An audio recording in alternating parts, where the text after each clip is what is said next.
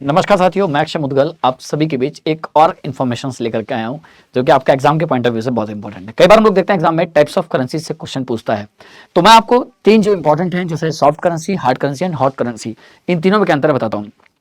जो developing countries हैं, जो विकासशील राष्ट्र हैं, या ऐसा कहूं कि जो देश विकसित नहीं है, अमूमन उनकी करेंसी को सॉफ्ट करेंसी कह सकते हैं। या फिर मैं कहूं कि ऐसी करेंसी जिनकी डिमांड नहीं हो, सप्लाई ज्यादा है, मतलब ठीक ठाक सप्लाई है लेकिन डिमांड नहीं है, उसको कहते हैं सॉफ्ट करेंसी।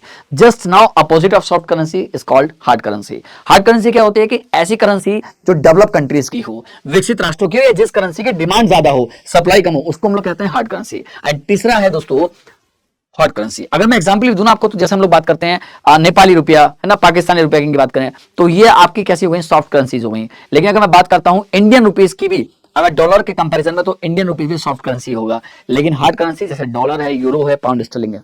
हॉट करेंसी क्या होता है दोस्तों, ऐसा समझिए कि जब डेवलप कंट्री, विकसित राष्ट्र किसी दूसरे देश में जाकर के इन्वेस्ट करते हैं, निवेश करते हैं, तो इन्वेस्ट करने के बाद वहां पर वो अपनी करेंसीज को लेकर के जाते हैं। मान लीजिए कोई क्राइसिस आता है, कोई भी कंडीशन होती है, वही देश जो निवेश करने, इन्वेस्ट करने दूसरे देश में गया है, वो वहां से अचानक वापस निकल के आ जाता है। तो जब वो वहां से वापस निकलता है तो अपनी करेंसी को लेकर वापस निकलता है, तो उसी समय वो डेवलप करेंसी, वो हॉट करेंसी बन जाती है। ध्यान रखेंगे, तो वही डेवलप, वही हार्ड करेंसी उस समय क्या हो जाती है, हॉट। तो मतलब जब कोई हार्ड करेंसी किसी दूसरे देश में इन्वेस्ट के लिए जाए और वापस निकल के आ जाए, तो वही समय होती है हॉट करेंसी। इसी तरह की जानकारी के लिए वैसा जुड़ रहे हैं। अच्छा, कमेंट्स करके जरूर बताना एक बार, ये शॉर्ट्स जो मैं आपके लिए इकोनॉमिक्स खिला रहा हूँ, क्या आपको अच्छी जानकारी मिल रही है, एक बार कमेंट्स कर देना। Thank you.